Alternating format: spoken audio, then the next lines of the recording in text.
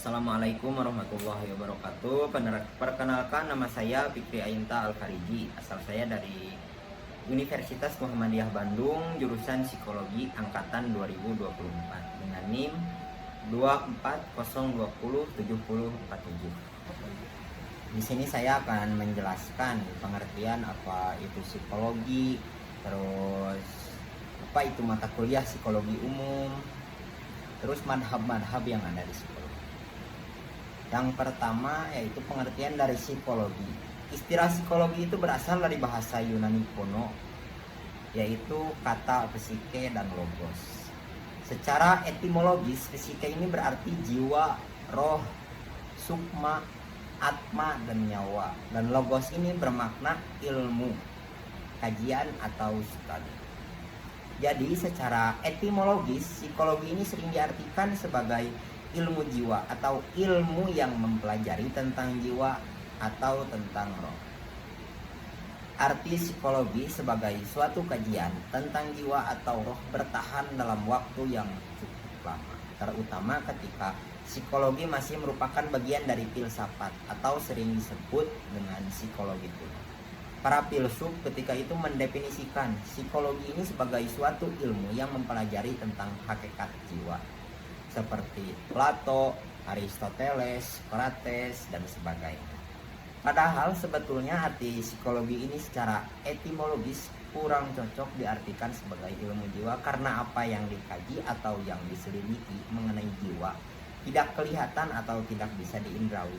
Apabila berbicara masalah hakikat dan jiwa, para ahli psikologi modern tidak lagi mengartikan psikologi sebagai suatu ilmu pengetahuan yang mempelajari masalah jiwa atau roh. Sebab apa yang dipahami tentang jiwa dan roh itu tidak ada seorang pun yang tahu. Sesungguhnya jiwa adalah yang abstrak atau tidak bisa dilihat oleh panca indera. Tapi ia ada. Dalam Al-Quran juga dijelaskan di surat Al-Isra ayat 85. Mereka orang kafir menanyakan kepada Muhammad, "Hai Muhammad, tentang jiwa atau roh. Maka katakanlah bahwa jiwa atau roh itu urusan Tuhan, dan kamu tidak diberi pengetahuan tentang jiwa atau roh itu, kecuali sedikit saja." Petunjuk ayat di atas adalah sangat benar, namun bukan berarti menutup kemungkinan bagi manusia untuk mempelajari tentang persoalan jiwa. Akan tetapi memberitahukan kepada manusia bahwa kemungkinan untuk pengkajian jiwa secara menyeluruh sangatlah tipis. Apa yang dipelajari ilmuwan yang berkecimpung dalam disiplin ini adalah sebagaimana yang tersirat di akhir ayat tersebut, kecuali sedikit saja. Nah, yang sedikit saja itulah yang coba kita kaji atau diselidiki oleh para ilmuwan yang bersibuk diri dalam psikologi. Psikologi merupakan ilmu pengetahuan mengenai persoalan kejiwaan individu yang diperoleh melalui metode-metode ilmiah yang memenuhi syarat sebagai hasil penelitian empiris. Psikologi ini bersifat saintifik sebagai hasil pemikiran dan penelitian empiris. Apa yang akan dipelajari oleh psikologi adalah segala sesuatu yang akan memberi jawaban tentang apa yang sebenarnya manusia itu. Mengapa ia berbuat, bertindak, bertingkah laku demikian. Apa yang mendorong manusia itu mengerjakan demikian, apa maksud dan tujuan berperilaku demikian, dan sebagainya. Jadi semua hal itu bisa diprediksi dan diobservasi lewat gejala-gejala kejiwaan yang memicu manusia untuk melakukan segala gerak-geriknya. Semua perilaku individu yang tampil ke permukaan merupakan bahan kajian psikologi untuk menganalisis gejala-gejala, sebab-sebab, peristiwa-peristiwa mental individu yang bersangkutan. Terus apa itu mata kuliah psikologi umum? Secara umum, psikologi ini didefinisikan seperti yang sudah dijelaskan tadi ya. psikologi ini didefinisikan sebagai studi ilmiah mengenai perilaku dan proses mental. Perilaku mengacu pada tindakan yang dapat diamati, sementara proses mental mencakup yang lebih abstrak seperti berpikir, merasakan, dan mengingat. Psikologi umum ini berfokus pada prinsip-prinsip dasar dan teori psikologi yang diterapkan dalam berbagai konteks kehidupan sehari-hari. Nah, mata kuliah ini tuh bertujuan untuk membangun dasar pengetahuan bagi mahasiswa agar mereka dapat memahami konsep-konsep psikologi yang lebih kompleks di masa depan. Nah, ruang lingkup psikologi umum itu ada beberapa aspek, di antaranya sejarah dan perkembangan psikologi. Psikologi ini sebagai disiplin ilmu tentang yang telah berkembang dari berbagai pendekatan, mulai dari psikologi strukturalisme, behaviorisme, kognitivisme. Nah, mata kuliah ini mengenalkan sejarah dan perkembangan pemikiran dalam dunia psikologi. Terus ada proses mental dan kognisi. Manusia itu memiliki kemampuan untuk berpikir, mengingat, dan memproses informasi. Nah, aspek kognitif ini mencakup perhatian, persepsi, dan pemecahan masalah. Selanjutnya ada motivasi dan emosi. Faktor yang mendorong perilaku manusia seringkali terkait dengan motivasi dan emosi. Nah, psikologi umum ini membahas bagaimana seseorang termotivasi untuk melakukan sesuatu dan bagaimana perasaan mempengaruhi tindakan manusia tersebut. Terus ada kepribadian. Teori kepribadian itu seperti psikoanalisis, humanisme, behaviorisme. Nah, membantu memahami karakteristik unik setiap individu. Terus ada perkembangan manusia. Nah, psikologi perkembangan ini mempelajari bagaimana manusia mengalami perubahan sepanjang hidupnya, mulai dari masa bayi hingga masa lansia. Terus ada interaksi sosial. Nah, manusia adalah makhluk sosial yang berinteraksi dengan individu lainnya dalam berbagai situasi. Nah, teori psikologi sosial menjelaskan fenomena seperti konformitas, persuasi, dan hubungan interpersonal. Nah, terus ada manfaat memahami psikologi umum. Mata kuliah ini tuh banyak sekali manfaatnya bagi mahasiswa psikologi. Di antaranya yang pertama yaitu meningkatkan pemahaman terhadap diri sendiri. Psikologi ini juga membantu seseorang untuk memahami perasaan dan pikirannya sehingga dapat mengelola emosi dengan baik. Terus membantu dalam interaksi sosial. Pemahaman tentang psikologi sosial memungkinkan seseorang untuk lebih memahami bagaimana berkomunikasi dan berinteraksi dengan orang lain secara efektif. Terus ada menunjang berbagai profesi. Pemahaman dasar psikologi ini juga berguna bagi banyak profesi seperti pendidikan, kesehatan, bisnis, dan komunikasi. Terus ada penerapan psikologi umum dalam kehidupan sehari-hari. Nah, mata kuliah psikologi umum ini tidak hanya relevan bagi akademis, tetapi juga memiliki aplikasi langsung dalam kehidupan sehari-hari. Misalnya di dunia pendidikan, prinsip psikologi ini membantu pendidik dalam menciptakan lingkungan belajar yang efektif serta memahami kebutuhan mahasiswanya atau siswanya. Dalam dunia kerja, misalkan contohnya pemahaman psikologi ini berguna untuk meningkatkan produktivitas kerja, memahami konsumen, serta mengelola konflik di dalam tempat kerja. Terus dalam hubungan sosial, dengan memahami dasar-dasar psikologi, seseorang itu dapat membangun hubungan yang lebih sehat dan memiliki perspektif orang lain. Jadi kesimpulannya, mata kuliah psikologi umum adalah fondasi penting dalam memahami ilmu psikologi dan bagaimana manusia berpikir serta berperilaku. Dengan mempelajari mata kuliah ini, mahasiswa dapat mengembangkan wawasan tentang bagaimana aspek psikologi yang berguna dalam kehidupan sehari-hari maupun profesi mereka. Pemahaman tentang psikologi umum ini membantu seseorang dalam mengembangkan diri, berinteraksi dengan lingkungan, serta mengaplikasikan teori psikologi dalam berbagai bidang. Selanjutnya saya akan menjelaskan madhab-madhab di psikologi. Yang pertama itu psikoanalisis dari Sigmund Freud. Teori psikoanalisis Sigmund Freud ini meskipun klasik tetap relevan dalam memahami dinamika psikologi yang mempengaruhi pengalaman belajar mahasiswa di era modern. Kerangka konseptual Freud tentang id, ego, dan superego memberikan lensa untuk menganalisis bagaimana tantangan yang akan dihadapi mahasiswa, misalnya godaan untuk menunda tugas kuliah demi hiburan digital seperti bermain game online dan lain sebagainya.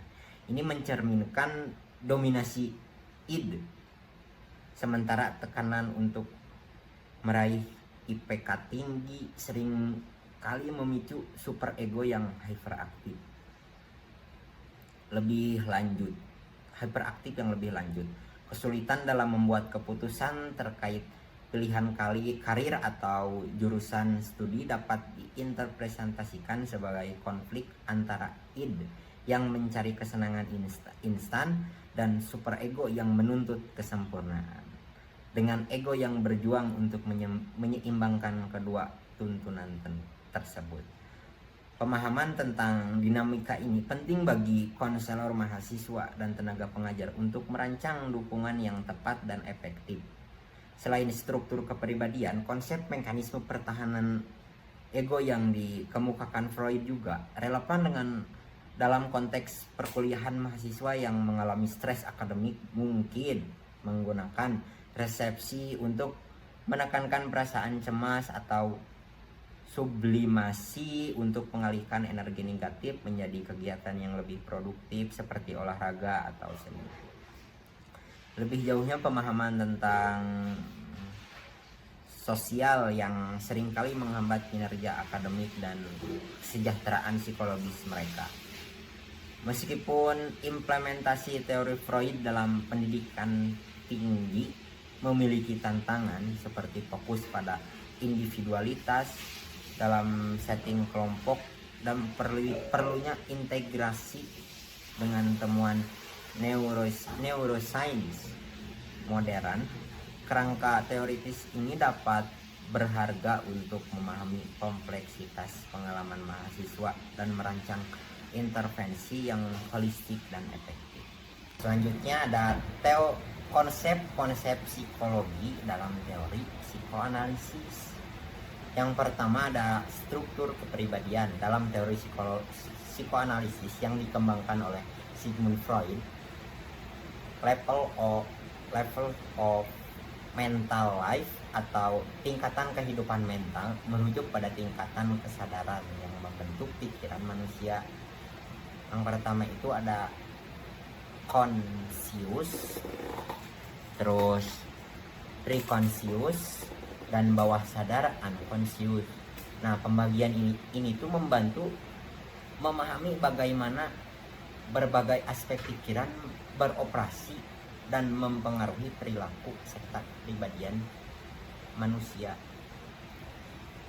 Nah, tadi ada yang pertama itu conscious.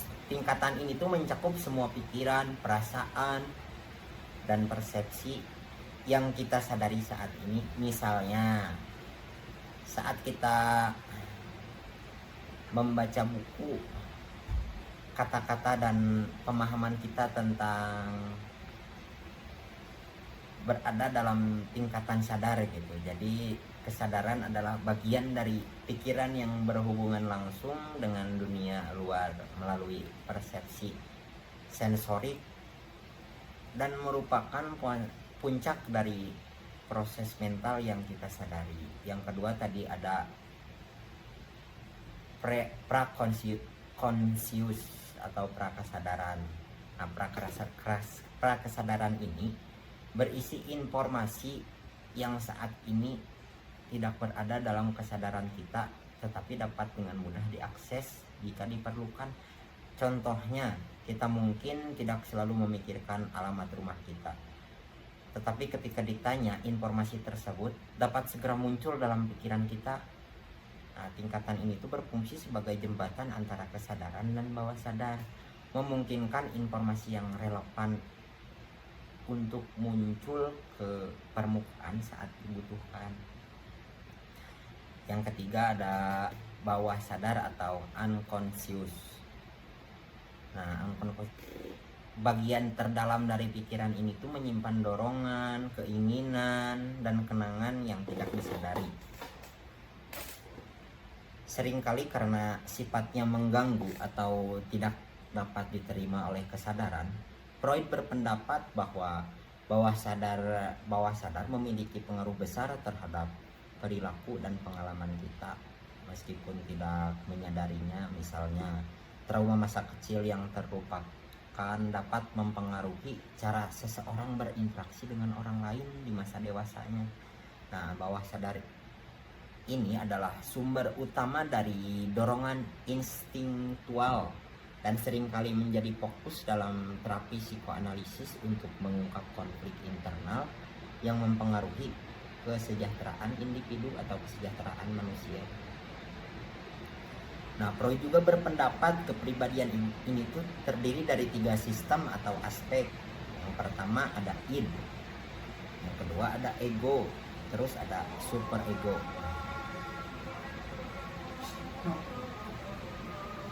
Untuk mempelajari dan memahami sistem kepribadian manusia, Freud berusaha mengembangkan model kepribadian yang berhubungan dan menimbulkan ketegangan antara satu dengan yang lainnya. Konflik dasar ketiga sistem kepribadian ini tuh dapat menciptakan energi psikis individu dan dapat memiliki sistem kerja, sifat, serta fungsi yang berbeda. Meskipun demikian, antara satu dengan yang lainnya merupakan satu tim yang saling bekerja sama dalam mempengaruhi perilaku manusia. Nah, tadi itu ada yang pertama ada id. Id ini tuh merupakan aspek paling primitif dalam diri manusia yang hadir sejak lahir, yang berisi dorongan-dorongan instingtual seperti rasa lapar, haus, dorongan seksual, dan agresi. Id ini berproses di bawah prinsip kesenangan, yang berarti ia menuntut pemenuhan kebutuhan secara instan tanpa mempertimbangkan realitas atau konsekuensi moral, karena sifatnya yang impulsif. Ini seringkali bertindak tanpa logika atau pertimbangan sosial. Terus yang kedua ada ego. Berbeda dengan id, ego adalah aspek kepribadian yang berkembang seiring dengan interaksi individu dengan dunia luar. Ego ini tuh berperan sebagai penengah antara dorongan id yang impulsif dan tuntutan realitas yang menuntut kontrol diri. Ego beroperasi sebagai prinsip realitas yang membuatnya mampu menunda pemenuhan keinginan hingga waktu dan situasi yang lebih sesuai. Sebagai mediator, ego berupaya mencari solusi terbaik yang tidak hanya memuaskan id, tetapi juga dapat diterima oleh lingkungan sosial gitu. Terus ada superego. Sementara itu, superego ini tuh berfungsi sebagai penjaga moral yang berisi nilai-nilai etika dan norma sosial yang telah diinterrelasikan sejak kanak-kanak. Superego ini juga berkembang melalui pengaruh orang tua, lingkungan, dan budaya yang menanamkan konsep tentang apa yang benar dan salah. Jika id mendorong seseorang untuk memenuhi keinginannya tanpa batas, maka superego ini tuh berusaha menekankan dorongan tersebut dengan menuntut kesempurnaan moral. Superego ini tuh berperan penting dalam membentuk rasa bersalah atau penyesalan ketika seseorang melanggar prinsip moral yang diyakini. Terus ada dinamika kepribadian. Menurut Freud menjelaskan bagaimana energi psikis bergerak dan beroperasi di antara 3 komponen utama kepribadian, yaitu id, ego, dan superego. Ini berisi dorongan primitif yang menuntut pemenuhan instans, sementara ego berperan sebagai penyeimbang yang mencari cara realistis untuk memenuhi keinginan id tanpa melanggar norma sosial. Sementara superego yang mewakili nilai moral berfungsi untuk menekankan keinginan ide jika dianggap tidak sesuai dengan standar etika. Konflik antara ketiga komponen ini menciptakan ketegangan yang dapat memunculkan kecemasan. Untuk meredamnya, ego menggunakan mekanisme pertahanan seperti represi, proyeksi, atau rasionalisasi. Konsep ini menyoroti bahwa keseimbangan dalam mengelola dorongan, moralitas, dan kenyataan sangat berperan dalam bentuk kepribadian dan perilaku individu. Terus Freud juga berpendapat ada defense mechanism atau mekanisme pertahanan diri. Nah, konsep ini yang menjelaskan cara kerja ego dalam melindungi individu dari kecemasan yang timbul akibat konflik antara id, ego, dan superego. Mekanisme ini terjadi secara tidak sadar dan berfungsi sebagai strategi psikologis untuk meredam tekanan emosional yang berlebihan. Freud mengidentifikasi ada 8 jenis mekanisme pertahanan yang memiliki fungsi dan cara kerja yang berbeda. Yang pertama ada repression atau represi. Represi ini tuh merupakan defense mechanism yang paling mendasar, di mana individu secara tidak sadar menekankan pikiran, perasaan, atau ingatan yang tidak menyenangkan di alam bawah sadar. Misalnya, seseorang yang mengalami trauma masa kecil mungkin tidak mengingat kejadian tersebut, meskipun hal itu tetap mempengaruhi perilakunya. Terus ada reaction formation atau formasi reaksi. Nah, formasi reaksi ini tuh terjadi ketika seseorang menampilkan perilaku yang berlawanan dengan perasaan aslinya untuk menutupi kecemasan. Contohnya, seseorang yang diam-diam membenci orang lain gitu, justru menunjukkan perhatian yang berlebih kepada orang yang dibencinya itu. Terus ada displacement atau pemindahan. Nah, ini tuh terjadi ketika seseorang mengalihkan emosi yang sebenarnya ditujukan pada seseorang atau sesuatu yang dianggap berbahaya ke objek yang lebih aman. Contohnya, seorang yang merasa marah pada atasannya tetapi tidak berani meluapkannya, malah melampiaskannya dengan membentak anggota keluarga di rumah. Terus ada fixation atau fiksasi. Fiksasi ini terjadi ketika individu secara berlebihan terikat pada perkembangan tertentu karena mengalami kegagalan atau kepuasan berlebih pada tahap tersebut. Contohnya, seseorang yang mengalami fiksasi pada tahap oral cenderung mencari kepuasan melalui kebiasaan makan berlebih, merokok, atau menggigit kuku, seperti itu. Terus ada regression atau regresi. Regresi ini adalah mekanisme pertahanan di mana individu kembali pada perilaku yang lebih kekanak-kanakan saat menghadapi tekanan atau kecemasan. Misalnya orang dewasa yang sedang stres mungkin mulai bersikap manja seperti anak kecil. Ya, seperti itulah contohnya. Terus ada projection atau proyeksi. Proyeksi ini tuh terjadi ketika individu secara tidak sadar menimpakan dorongan, perasaan, atau kelemahannya kepada orang lain. Misalnya, seseorang yang tidak jujur justru menuduh orang lain berbohong. Sikap orang lain sebagian dari dirinya. Misalnya, seorang anak yang menerus meniru pandangan orang tuanya tanpa mempertanyakan. Yang terakhir ada sublimation atau sublimasi.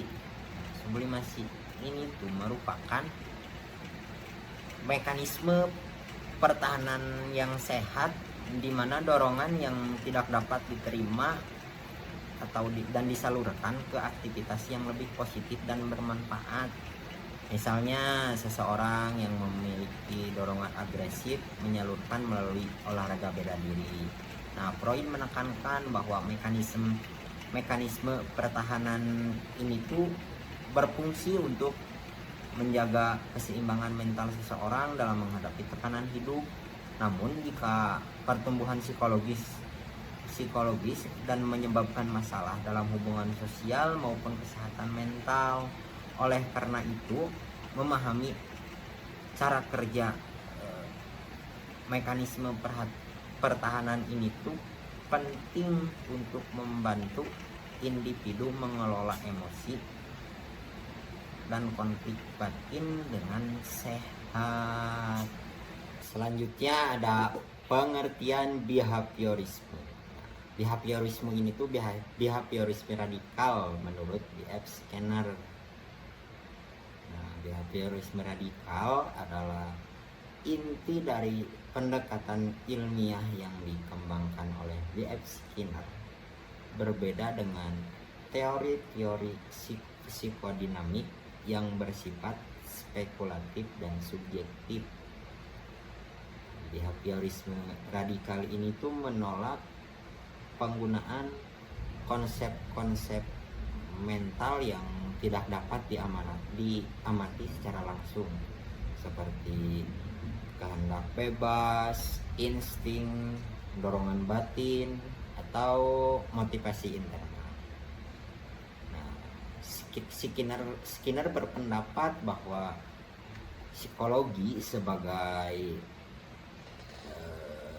ilmu yang harus memusatkan perhatian pada perilaku yang dapat diamati dan dipukul secara objektif.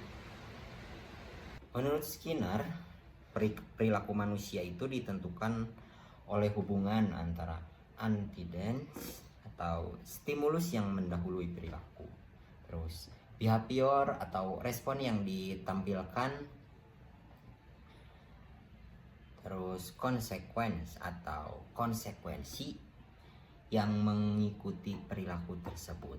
Nah, pola hubungan ini tuh dikenal sebagai model ABC dan menjadi dasar dari analisis perilaku dalam behaviorisme radikal. Nah, Skinner juga mengemukakan bahwa semua perilaku, baik yang sederhana maupun kompleks, dapat dijelaskan berdasarkan sejarah penguatan individu, bukan karena adanya niat atau motivasi batin.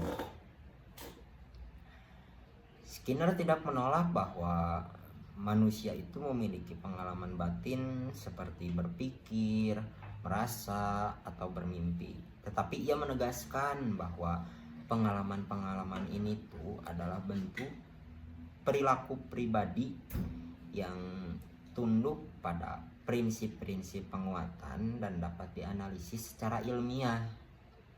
Nah, perbedaannya hanyalah bahwa perilaku ini tidak dapat diamati oleh orang lain selain dirinya sendiri.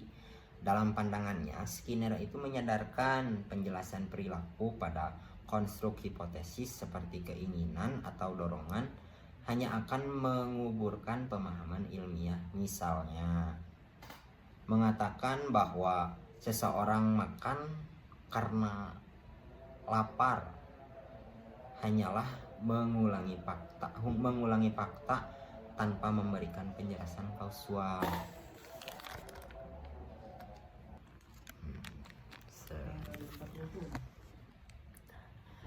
Bagi Skinner, yang penting adalah mengidentifikasi kondisi-kondisi lingkungan yang memicu dan memperkuat perilaku makan tersebut, seperti lama waktu tidak makan, keberadaan makanannya, dan respon sebelumnya yang telah diperkuat. Behaviorisme radikal ini juga membedakan dari behaviorisme tradisional John B. Watson yang cenderung mengabaikan kondisi internal sepenuhnya. Skinner tetap mengakui keberadaan kondisi internal, tetapi ia menekankan bahwa kondisinya bukanlah penyebab perilaku, melainkan bagian dari perilaku itu sendiri yang dapat dipelajari secara ilmiah apabila diberikan konteks yang tepat. Secara keseluruhan, behaviorisme radikal ini tuh menawarkan kerangka ilmiah yang kuat untuk memahami perilaku manusia berdasarkan prinsip-prinsip eksperimental yang dapat diuji dan diulang. Pendekatan ini sangat berpengaruh dalam pengembangan teknik-teknik modifikasi perilaku, analisis perilaku terapan, serta dalam bidang pendidikan dan terapi. Terus ada pengkondisian operan. Konsep sentral dalam teori behaviorisme radikal Skinner dijelaskan bahwa perilaku manusia dan hewan dapat dipelajari melalui hubungan antara perilaku dan konsekuensi yang mengikutinya. Dalam pendekatan ini, organisme beroperasi pada lingkungannya dan lingkungan merespon dengan memberikan konsekuensi tertentu, baik yang memperkuat maupun yang mengurangi kemungkinan perilaku tersebut terulang. Berbeda dengan pengkondisian klasik yang dikembangkan oleh Pavlov, di mana respon terjadi secara otomatis terhadap stimulus tertentu. Dalam pengkondisian operan ini tuh, respon bersifat sukarela dan dipancarkan oleh organisme, bukan ditimbulkan secara refleks. Nah, yang pertama ada reinforcement atau penguatan. Penguatan ini tuh adalah segala sesuatu yang meningkatkan kemungkinan terulangnya suatu perilaku. Penguatan dibagi menjadi dua jenis, yaitu penguatan positif dan penguatan negatif. Penguatan positif adalah pemberian stimulus menyenangkan setelah perilaku yang diinginkan untuk meningkatkan frekuensi perilaku tersebut. Contohnya, seorang anak yang mendapatkan hadiah setelah merapihkan rumah gitu, akan cenderung mengulangi perilaku tersebut. Dan penguatan negatif adalah penghapusan stimulus yang tidak menyenangkan setelah perilaku yang diinginkan terjadi, sehingga meningkatkan kemungkinan perilaku tersebut berulang. Contohnya, siswa yang diizinkan tidak mengerjakan tugas tambahan karena menyelesaikan tugas utamanya dengan baik. Nah, itu contohnya. Terus ada punishment atau hukuman. Hukuman ini tuh bertujuan untuk mengurangi atau menghentikan suatu perilaku dengan memberikan konsekuensi yang tidak menyenangkan. Hukuman ini terjadi dari hukuman positif dan hukuman negatif. Hukuman positif yaitu menambahkan stimulus yang tidak menyenangkan setelah perilaku yang diinginkan. Contohnya, seorang siswa dihukum berdiri di depan kelas karena berbicara saat guru mengajar. Nah, itu contohnya. Terus ada hukuman negatif. Hukuman negatif ini tuh menghilangkan stimulus menyenangkan setelah perilaku yang tidak diinginkan. Contohnya, seorang anak kehilangan hak bermain video game karena tidak mengerjakan pekerjaan rumah atau PR. Namun Skinner dan banyak peneliti setelahnya menemukan bahwa hukuman kurang efektif dibandingkan penguatan, karena seringkali hanya menekan perilaku sementara dan dapat menimbulkan efek samping seperti rasa takut, kebencian, atau penghindaran. Terus ada shaping atau pembentukan perilaku. Nah, shaping ini tuh teknik penting dalam pengkondisian operan yang selalu digunakan untuk membentuk perilaku kompleks yang tidak mungkin muncul secara spontan. Proses ini dilakukan dengan memperkuat tahapan-tahapan kecil yang mengarah ke perilaku target. Contohnya, melatih anak dengan gangguan belajar untuk memakai baju sendiri. Awalnya anak diberi penguatan hanya untuk mendekatkan tangannya ke lengan baju, lalu saat tangannya masuk ke lengan dan seterusnya hingga anak dapat berpakaian sendiri sepenuhnya. Nah, shaping ini tuh memungkinkan terbentuknya perilaku secara bertahap dengan menggunakan prinsip-prinsip penguatan secara sistematis.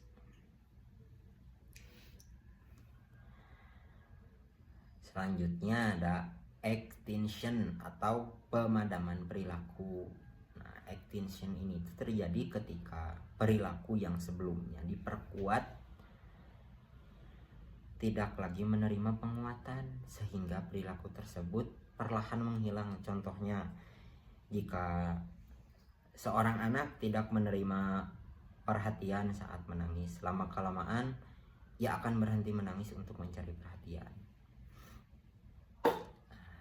Terus ada jadwal penguatan atau schedule of reinforcement. Skinner mengembangkan berbagai jadwal penguatan untuk menentukan seberapa sering penguatan diberikan. Antara lain ada fixed ratio atau FR. Nah, penguatan ini tuh diberikan setelah sejumlah respon tertentu. Terus ada variable ratio. Penguatan ini diberikan setelah jumlah respon yang tidak menentu. Nah, selanjutnya ada fixed interval. Nah, penguatan ini tuh diberikan setelah periode tertentu. Terus ada variabel interval. Nah, penguatan diberikan setelah waktu yang tidak menentu. Nah, pengkondisian operan ini tuh telah menjadi dasar dalam analisis perilaku terapi perilaku, teknik pengajaran, pelatihan hewan, dan berbagai program perubahan perilaku dalam masyarakat. Konsep ini menunjukkan bahwa perilaku dapat dibentuk, dipertahankan, dan diubah melalui kendali lingkungan. Suatu pendekatan yang sangat khas dari behaviorisme radikal Skinner. Nah, menurut Skinner, perilaku manusia bukanlah hasil dari kehendak bebas, insting, atau motivasi batiniah seperti yang diyakini oleh aliran psikologi lainnya. Namun sebaliknya, faktor manusia dibentuk dan dipertahankan oleh 3 kekuatan. Nah, itu faktor pembentukan perilaku. Di antaranya yang pertama ada seleksi alam, terus praktik budaya, yang ketiga sejarah penguatan individu. Yang pertama seleksi alam. Nah, Skinner mengakui bahwa faktor biologis dan evolusi memainkan peran dalam pembentukan perilaku terutama melalui mekanisme seleksi alam. Seperti halnya organisme fisik berkembang melalui proses evolusi. Begitu pula perilaku yang berkontribusi pada keberlangsungan hidup. Spesies akan cenderung dipertahankan dan diwariskan. Misalnya, refleks bayi seperti ruting berputar ke arah sentuhan di pipi untuk mencari puting susu adalah contoh perilaku yang terbentuk secara evolusioner karena meningkatkan peluang bertahan hidup. Namun Skinner menegaskan bahwa peran genetika sangat terbatas dalam menjelaskan perilaku manusia sehari-hari. Nah, faktor ini tuh penting sebagai dasar biologis, tetapi bukan penentu utama perilaku individu secara spesifik. Nah, yang kedua tadi itu ada praktik budaya. Nah, budaya ini tuh berperan dalam membentuk dan mempertahankan perilaku manusia melalui kontingensi sosial yang diwariskan secara turun-menurun. Skinner berpendapat bahwa masyarakat tidak bertahan karena warganya sadar memilih perilaku terbaik, tetapi karena praktik-praktik tertentu terbukti memperkuat kelompok tersebut dan kemudian dilestarikan, misalnya bahasa, sistem pendidikan, terus norma sosial, etika, dan nilai kerja keras merupakan hasil dari penguatan sosial dalam suatu budaya. Individu belajar berbicara dan berperilaku sopan karena perilaku tersebut diperkuat oleh penerimaan dan penghargaan dari masyarakat. Skinner menyebut budaya sebagai bentuk evolusi kedua yang berlaku bukan pada level biologis melainkan pada level kelompok atau sosial. Nah, yang terakhir ada sejarah penguatan individu. Nah, faktor ketiga ini tuh paling adalah sejarah penguatan anjing goblok anjing teh balelol potong ya di dina.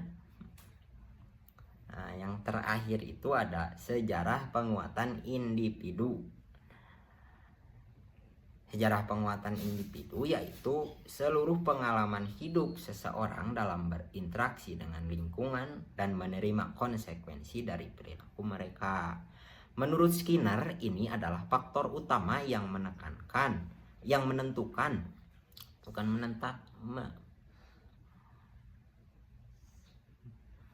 menentukan perilaku individu sehari-hari melalui proses pengkondisian operan. Setiap orang mengalami serangkaian penguatan dan hukuman yang membentuk kebiasaan secara berpikir dan pola tindakannya. Misalnya, seseorang yang sering dipuji karena rajin belajar akan lebih cenderung mengembangkan perilaku rajin belajar sebagai kebiasaan. Sebaliknya, jika seseorang sering dihukum karena berbicara jujur, ia mungkin akan menyembunyikan perasaannya. Nah, sejarah penguatan ini tuh bersifat unik bagi setiap individu. Nah, menjelaskan mengapa orang dengan latar belakang budaya dan genetik yang sama pun bisa memiliki perilaku yang berbeda. Terus ada teori perilaku B.F. Skinner. Ada operan conditioning.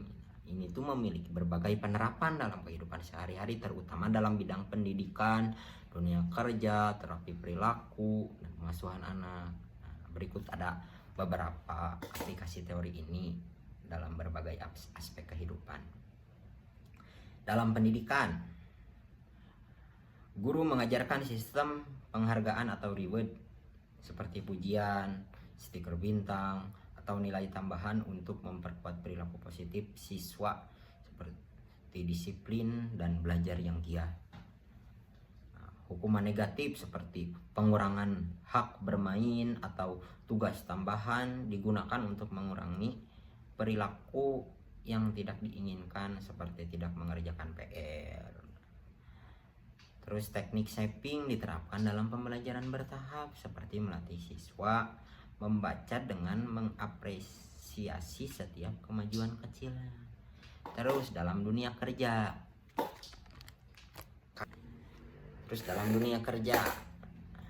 Manajer memberikan insentif, promosi atau bonus sebagai bentuk penguatan positif bagi karyawan yang menunjukkan produktivitas yang tinggi.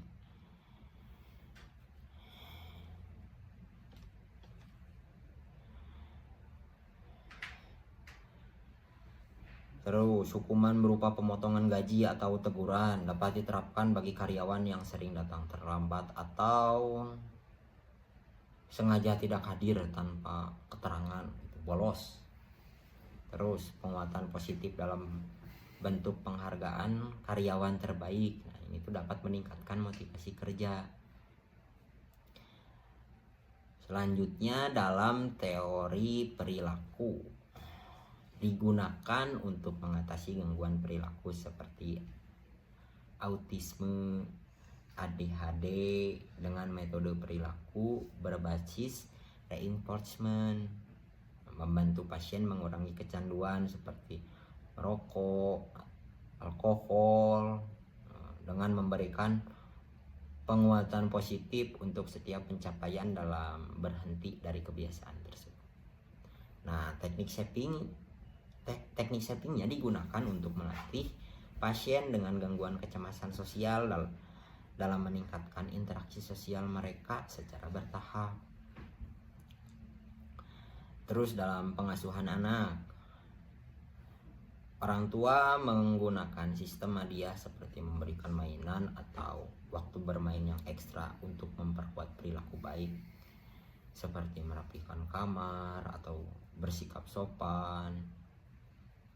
Hukuman negatifnya seperti mengurangi waktu menonton TV, digunakan untuk mengurangi perilaku buruk seperti berbohong atau membantah orang tua. Nah, penguatan intermittennya diterapkan agar anak tetap termotivasi dalam mempertahankan perilaku baik mereka.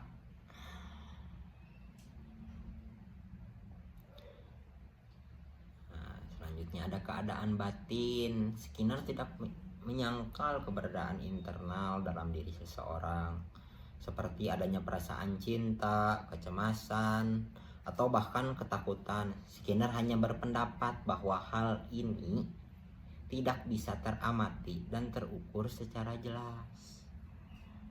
Yang pertama ada kesadaran diri, yang kedua dorongan, ketiga emosi, dan yang terakhir tujuan dan niat. Nah, yang pertama nih, kesadaran diri. Nah, menurut Skinner, individu tidak dapat memiliki kesadaran terhadap lingkungan, namun individu juga menyadari akan dirinya sendiri. Nah, Skinner mengatakan bahwa manusia bisa menyadari apa yang sedang mereka amati dan apa yang sedang mereka rasakan dari suatu rangsangan.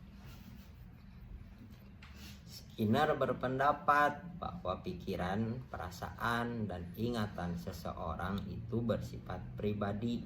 Contohnya, saat seseorang melakukan suatu kesalahan, misal menjatuhkan gelas kaca, nah, reaksi pertamanya yaitu kaget atau bahkan panik. Setelah seseorang menyadari kesalahan itu, ia akan mengatakan pada dirinya bahwa ia itu ceroboh. Terus tadi yang kedua ada dorongan. Nah, menurut Skinner dorongan bukan penyebab utama dari terjadinya suatu perilaku, tetapi hanya kondisi sementara yang dipengaruhi oleh kekurangan atau kelebihan suatu kebutuhan. Contohnya saat kita sedang berolahraga, tubuh kita kekurangan cairan atau haus. Sebagai dorongan untuk kita minum, namun dorongan itu juga tergantung dengan keadaan saat itu, apakah ada botol atau ada gelas di sekitar kita saat itu. Terus yang ketiga ada emosi. Skinner mengatakan bahwa perilaku tidak bisa dikaitkan dengan emosi. Nah, emosi ini tuh berdasarkan adanya pertahanan dan penguatan emosi. Ini seperti efek samping dari pengalaman seseorang. Contohnya, jika seorang siswa mendapatkan nilai yang bagus karena ia giat belajar, maka ada rasa senang dalam diri seseorang. Maka dari itu, hal tersebut akan ada pengulangan atas penguatan yang dialaminya. Yang terakhir ada tujuan dan niat. Tujuan dan niat ini tuh memang ada dalam diri seseorang, namun Skinner berpendapat bahwa hal ini tuh bukan penyebab utama dari terjadinya suatu perilaku gitu. Niat dan tujuan adalah rangsangan yang dirasakan secara fisik di dalam organisme dan bukan peristiwa mentalistik yang bertanggung jawab antar perilaku. Contohnya, saat kita berniat untuk menonton film horor, niat tersebut muncul karena kita membayangkan bagaimana keseruan kita untuk menonton film horor tersebut. Nah, niat ini tuh muncul karena kita membayangkan bagaimana keseruan saat menonton film horor. Bayangan keseruan itu menjadi motivasi kita untuk melakukan hal tersebut atau menonton film horor tersebut. Selanjutnya ada perilaku kompleks. Nah, perilaku kompleks manusia ini tuh bisa sangat kompleks, namun Skinner percaya bahwa perilaku yang paling abstrak dan kompleks dibentuk dari seleksi alam, evolusi budaya, atau sejarah penguatan individu. Nah, selanjutnya ada pengendalian perilaku manusia. Yang pertama itu ada kontrol sosial. Nah, yang kedua pengendalian diri. Kontrol sosial ini itu pengkondisian operan yang tadi, penguatan positif, penguatan negatif, hukuman positif dan hukuman negatif. Nah, menggambarkan kontingensi, melibatkan bahasa melalui verbal atau untuk memberitahukan atas konsekuensi yang belum muncul sebelum individu berperilaku, ancaman atau janji. Terus ada perampasan dan kepuasan, seperti halnya merampas makanan atau memuaskan berupa penguat.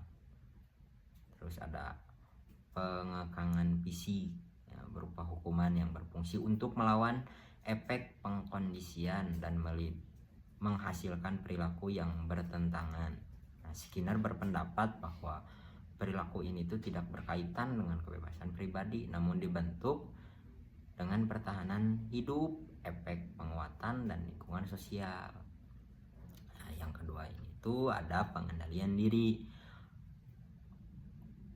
Orang dapat merubah atau bahkan memanipulasi keadaan yang ada di sekitarnya melalui kata-kata atau tindakannya serta lingkungan fisik yang ada. Nah, pengendalian diri ini tidak terjadi secara acak, tetapi orang tersebut bisa memilih mana yang menjadi target mereka. Nah, adapun teknik melatih pengendalian diri seseorang diantaranya menggunakan alat untuk mengubah lingkungan sekitarnya seperti mesin atau sumber daya keuangan yang ada. Contohnya, seseorang mengambil uang tambahan di saat membeli sesuatu untuk menghasilkan suatu pilihannya secara impulsif. Terus meningkat perilaku yang diinginkan. Contohnya, seorang siswa yang ingin fokus pada pekerjaannya dan menghilangkan yang tidak menyenangkan bagi siswa tersebut. Terus mengatur diri sehingga bisa lari dari stimulus yang tidak dirasa menyenangkan hanya dengan hasil respon yang tepat. Contohnya, seseorang yang menyetel alarm jika ingin menghilangkan hal yang tidak menyenangkan, maka ia akan bangun dari tidur. Maka alarm itu bisa dimatikan dan tidak bersuara lagi. Terus mengkonsumsi obat-obatan yang menjadi sarana pengendalian diri. Contohnya, orang yang menelan obat penenang untuk mencari suasana yang menyenangkan. Lanjutnya ada melakukan kegiatan lain untuk menghindari suatu masalah yang dialami. Selanjutnya, pendekatan psikoterapi dalam behaviorisme radikal Skinner. Nah, dalam teori behaviorisme yang dikembangkan oleh Skinner ini tuh, psikoterapi tidak difokuskan pada eksplorasi pikiran bawah sadar atau proses mental yang tidak dapat diamati sebagaimana lazim pendekatan psikoanalisis. Sebaliknya,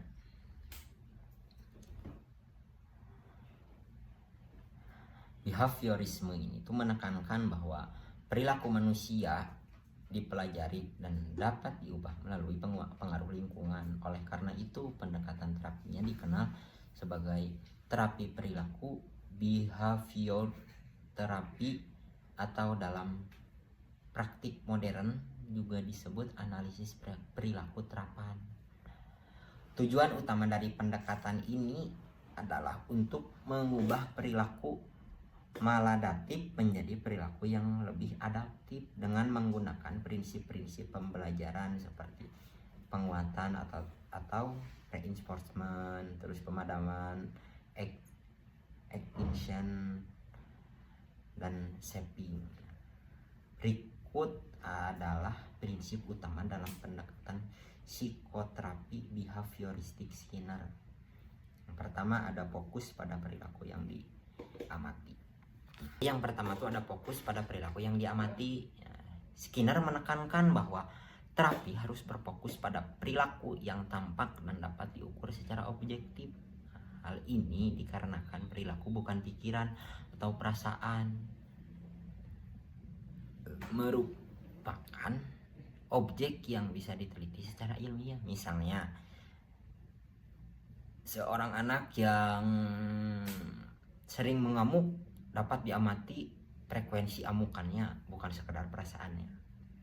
Yang kedua, penguatan sebagai dasar terapi. Nah, teori ini dilakukan dengan cara memperkuat perilaku positif atau penguatan positif dan mengurangi atau menghilangkan penguatan terhadap perilaku negatif